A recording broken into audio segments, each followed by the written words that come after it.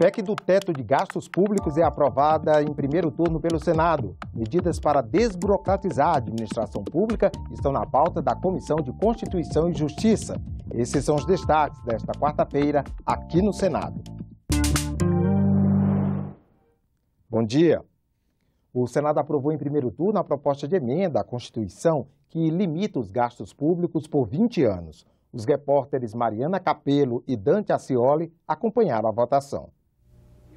O senador Renan Calheiros avisou que para a votação da PEC 55 não seria permitido público nas galerias. É importante apreciar essa matéria e quanto menos houver tumulto na discussão, melhor. O Brasil está precisando disso. Mas alguns conseguiram ficar na área reservada à imprensa e protestaram logo no início da ordem do dia. Meu nome é Cláudio. Está suspensa a sessão. Os manifestantes foram retirados por policiais legislativos. Saíram acompanhados pelos senadores Regina Souza e Paulo Paim. A manifestação não é só aqui dentro, a manifestação é em todo o Brasil.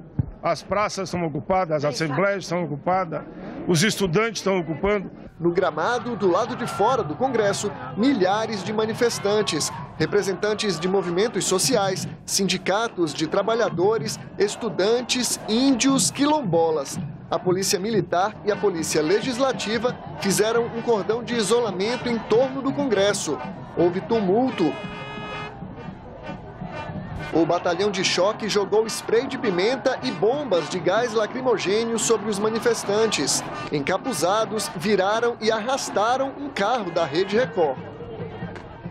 No plenário, senadores da oposição apelaram ao presidente Renan Calheiros. Que abra as galerias e Vossa Excelência terá nossa solidariedade e apoio total e restrito para que, na hora em que for descumprido o regimento, as medidas cabíveis sejam adotadas. Mas as galerias não foram liberadas.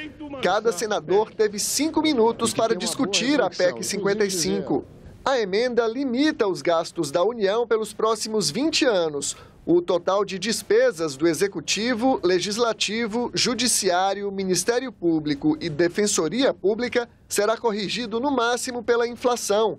Para o ano que vem, o índice será de 7,2%. Desde a Constituição de 88, os gastos públicos cresceram continuamente. Nosso desequilíbrio fiscal tem origem no aumento continuado da despesa primária. O crescimento do país vai ser travado. Nenhum país teve sucesso com medidas draconianas de ajuste fiscal. Aliás, só trouxeram mais recessão ainda. O texto prevê uma regra de transição para as áreas sociais. Em 2017, fica garantido o piso de 15% da receita corrente líquida para a saúde e de 18% dos impostos federais para a educação. Mas, a partir de 2018, esse piso também será corrigido pela inflação do ano anterior. Saúde e educação. Saúde e educação não tem teto. Saúde e educação tem piso. Vamos ter, senador Cristóvão, um orçamento muito maior do que nós já tivemos na educação. Não é verdade que a saúde e a educação não vão ser afetadas. Se não fossem afetadas, por que fazer uma proposta de emenda constitucional? É porque vai ser afetada. Se é para a saúde e educação ficar como está, vamos tirar a saúde e educação dessa PEC. O governo até pode elevar as despesas acima da inflação em uma área, mas terá que reduzir em outra para compensar. Se o poder público desrespeitar o teto, fica proibido de fazer concursos e novas contratações. Os servidores ficam sem aumento salarial e nenhuma lei poderá aumentar as despesas. Isso tem que acabar. É preciso dar um freio a esse processo. E essa medida, e essa PEC que estamos votando é um freio a esse processo. Vai limitar durante anos o crescimento das despesas do governo central, além da inflação. Isso terá um efeito na vida de quem precisa da escola pública de qualidade. O mesmo vale para a saúde, para a infraestrutura, para a assistência social, para a segurança alimentar. Todas essas áreas carecem de investimentos públicos. A PEC 55 vale apenas para as chamadas despesas primárias. Ficam fora do teto as transferências da União para estados e municípios, o dinheiro para atender calamidades públicas e custear as eleições, além do pagamento dos juros da dívida pública. Nós vamos ter queda da inflação, nós vamos ter queda da taxa de juros, nós vamos zerar esse déficit primário, nós vamos baixar essa dívida pública. Esse é um ajuste capenga, porque no caso dos juros, tudo permanece como está. O Brasil está condenado a passar 20 anos sem estimular fortemente o seu crescimento e o seu desenvolvimento. O teto só poderá ser revisto daqui a 10 anos. Isso se o presidente da República pedir e a maioria absoluta de senadores e deputados concordar. A oposição tentou retirar do texto o limite de gastos para saúde e educação. Eles também tentaram colocar um teto para o pagamento dos juros da dívida pública. As duas propostas foram rejeitadas pelo plenário. O senador Randolfo Rodrigues apresentou uma emenda para que a população decida se a PEC deve ou não entrar em vigor, caso seja promulgada. Essa proposta também foi rejeitada. Às 10h39 da noite, a PEC foi aprovada por 61 votos a 14. A votação do segundo turno está marcada para o dia 13 de dezembro. Propostas para simplificar o labirinto de regras da administração pública estão na pauta do Senado nesta semana. São 2 projetos elaborados por juristas a pedido do presidente do Congresso. Agora, as matérias estão na Comissão de Constituição e Justiça. Podem ser votadas nesta quarta-feira pela manhã e levadas ao plenário à tarde. Vamos conhecer algumas das ideias para desburocratizar o setor público.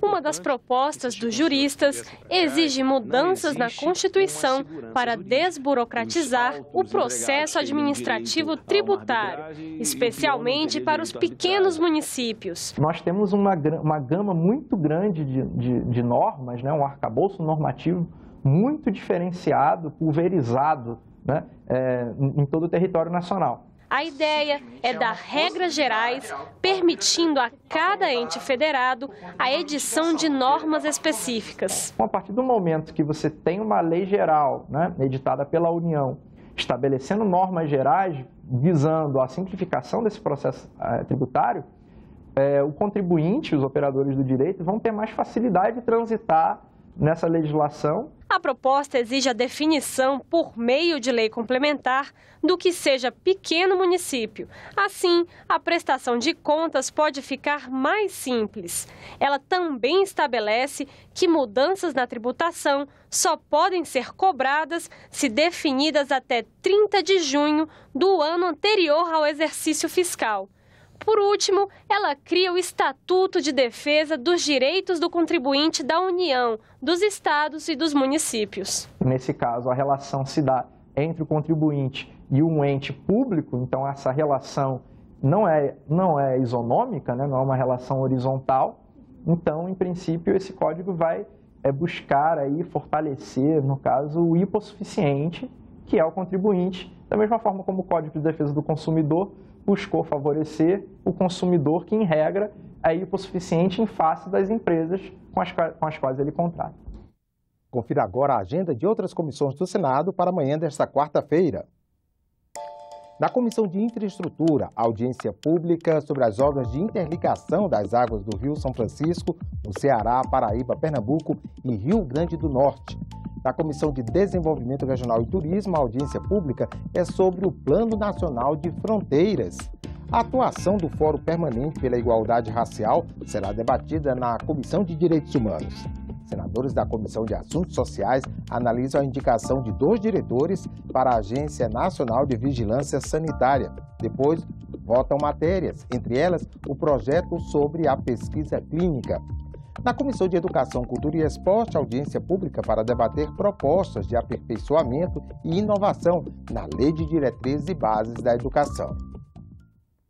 Hoje, às 10 horas, será retomada a leitura do relatório sobre a medida provisória de reforma do ensino médio. Entre as mudanças mais significativas da MP está a flexibilização do currículo.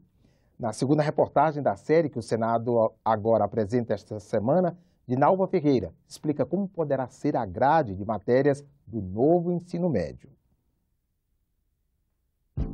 Paula termina o ensino médio no ano que vem.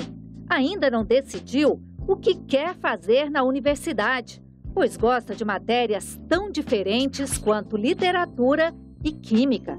Ela acha que o modelo de ensino hoje é desinteressante, principalmente pelo excesso de conteúdo. Não é de pensamento crítico ou coisa assim, é mais de memorizar uma fórmula de física, memorizar muitas fórmulas de física, memorizar detalhezinhos da história, memorizar várias coisas e você saber tudo isso. É mais de, eu acho, mais de quantidade do que qualidade. Hoje são 13 matérias obrigatórias nos 3 anos do ensino médio. Em algumas redes estaduais, esses componentes eles são ampliados, vão a 18 e até 21 componentes curriculares. Há uma carga excessiva de conteúdos. Pela proposta do governo, em metade do curso, ou seja, durante 1 ano e meio, todas as disciplinas serão obrigatórias. Na outra metade, os alunos poderão escolher uma entre 5 áreas de conhecimento: matemática, linguagens, ciências da natureza, ciências humanas ou formação técnica e profissional. Os alunos vão poder escolher o que querem estudar de acordo com o que a escola oferecer. Um período a gente faria as matérias obrigatórias para a gente não ser ignorante e em outro tempo a gente se dedicaria para as matérias que a gente se identifica. Se a gente se especifica mais na matéria que a gente gosta, o mercado para a gente vai ser maior. Quando tira essa parte do nosso currículo, mesmo a gente escolhendo no que vai trabalhar, perde esse senso crítico, perde essa essência, perde esse exercício de cidadania. Às vezes eles escolhem faculdade e ainda não sabem o que vai querer ser do seu futuro. Imagine se essa escolha for tão precoce.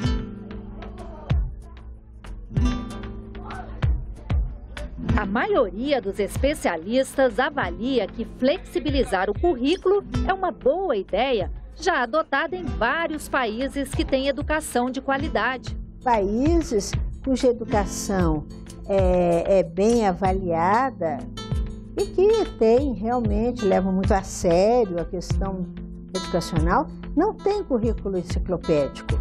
Mas muitos questionam a efetividade da medida e se as escolas brasileiras terão condições de colocar a mudança em prática.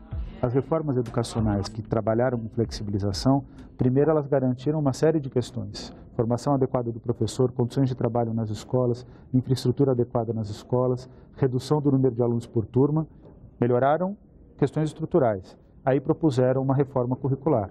A gente está colocando o carro adiante dos bois. E normalmente quando isso é feito numa política pública dá muito errado. Em educação é quase certeza de fracasso. Para César Calegari, do Conselho Nacional de Educação, o problema é a redução das matérias obrigatórias da carga horária básica. Considerando as condições brasileiras hoje, em grande parte das escolas, esse chamado espaço para flexibilização será um verdadeiro deserto, porque nesse espaço não terá nada. Nós não teremos professores, nem estrutura, nem sistema profissionalizante, nem absolutamente nada. Por enquanto, apenas matemática, português e inglês estão definidas na proposta do governo como disciplinas obrigatórias nos 3 anos do ensino médio. O ensino de espanhol, hoje adotado por muitas escolas como a língua estrangeira obrigatória, deverá ser opcional. A gente vive num país que é rodeado de países que falam espanhol. E não tem o espanhol, aí como é que vai ajudar? Ainda está em aberto quais outras disciplinas vão integrar a parte obrigatória do currículo, ou seja, as que vão fazer parte da nova base curricular comum, que só deve ficar pronta no meio do ano que vem. A versão final será elaborada pelo Conselho Nacional de Educação. Nós estamos aguardando agora para o mês de dezembro que o MEC remeta para nós aqui o documento a partir do qual nós vamos elaborar as normas nacionais obrigatórias definidoras da Base Nacional Curricular Comum. Um dos pontos criticados na proposta é que disciplinas como artes, educação física, filosofia e sociologia não aparecem como obrigatórias no currículo. No caso da educação física, ela é obrigatória em quase todos os países do mundo. Nos Estados Unidos, universidades de ponta oferecem bolsas de estudo aos alunos que se destacam nos esportes. É o caso da ginasta Simone Biles, que brilhou na Rio 2016 e tem bolsa integral na Universidade da Califórnia. Assim como as outras matérias, sabe? Cada uma tem essa importância.